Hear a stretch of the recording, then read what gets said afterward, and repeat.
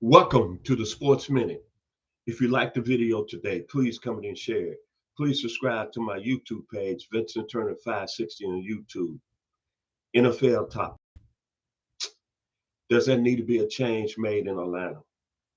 And let me get this corrected as I come on with my page today. I'm never one that want to see a head coach or his coaching staff be fired on any level, whether it's high school, professional, or college. And let me say this is also, I picked the Atlanta Falcons to win the NFC South, and I picked them to go a long way before the season started in the playoffs. They look like it's not going to happen this year. They fall to 3-7. They're losing overtime to the Carolina Panthers. And I still say, to this day, they got the best talent in the division. Now, I'm going to tell you the truth of the matter. I was watching the Chicago Bears Minnesota Vikings game, and Atlanta was up 21-10 in the third quarter.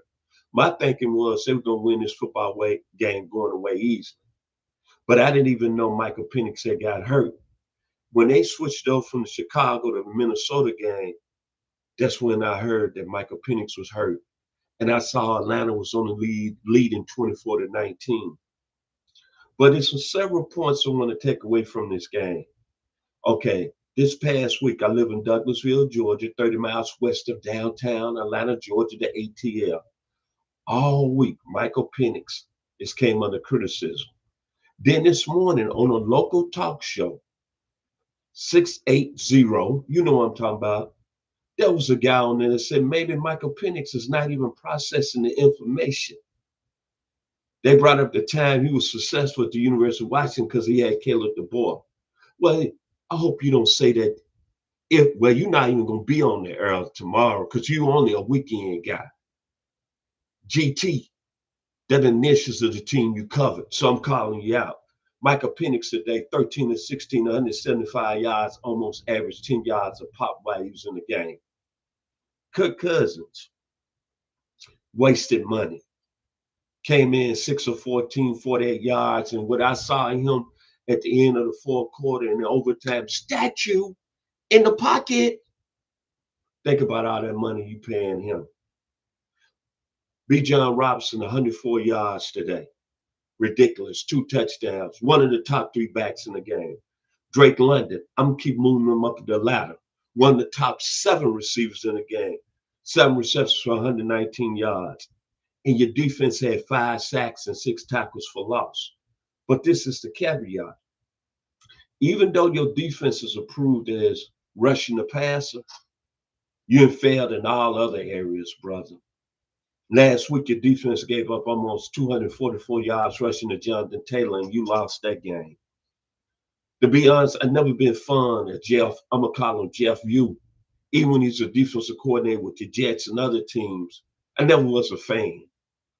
Even though he got the Falcons rushing the passer, what's alarming to me, Bryce Young, 2 weeks ago, against the Green Bay Packers had only, 106 yards passing in the win. Last week against the New Orleans Saints in a loss, 17-7, he only had 128 yards passing. I even said in my mind, is Bryce Young going to make it in this league? He comes out today, 448 yards, 3 touchdowns, no picks. The rookie wide receiver, T. McMillan, out of Arizona, 8 receptions for 130 yards, 16 yards a catch. Xavier Leggett, 4 receptions, 83 yards, 20 yards a catch. But this would bother me. On that final drive, T. McMillan, the rookie out of Arizona, has been torching y'all. And you got Caden Ellis covering him in zone coverage. And you take A.J. Terrell off him. See, let me explain this to you as I put the heading. Maybe it's time for the Atlanta Falcons to move on from the coaching staff.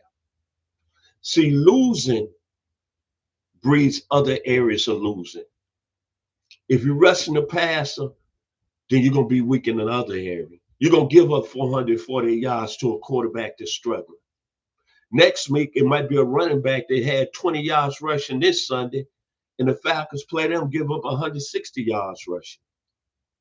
And then at the quarterback position, Michael Penix is that guy. We all know he got the wrong coach coaching him. All I'm saying is this is a very disappointing year in Atlanta. Very disappointing season. A team that's got a lot of talent. A team that can go deep in the playoffs. And it's unfortunate to all the Atlanta fans out there that you have to accept this. I thought this year was going to be like MV7, Michael Vick.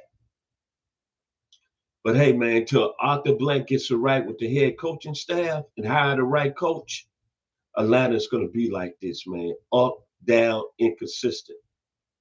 Think about this, man. His last hire, him hiring Raheem Morris, check out who came into the house for an interview. Mike Vrabel. The New England Patriots are tied for first in the AFC East. Mike McDonald. The Seattle Seahawks are balling out there in the Northwest. You can't even make this up. Go Falcons. If you like the video today, please come in and share it. Please subscribe to my YouTube page, Vincent Turner 560 here on YouTube. I feel very, very sorry for the Atlanta Falcons fan base. Y'all deserve better. Be blessed.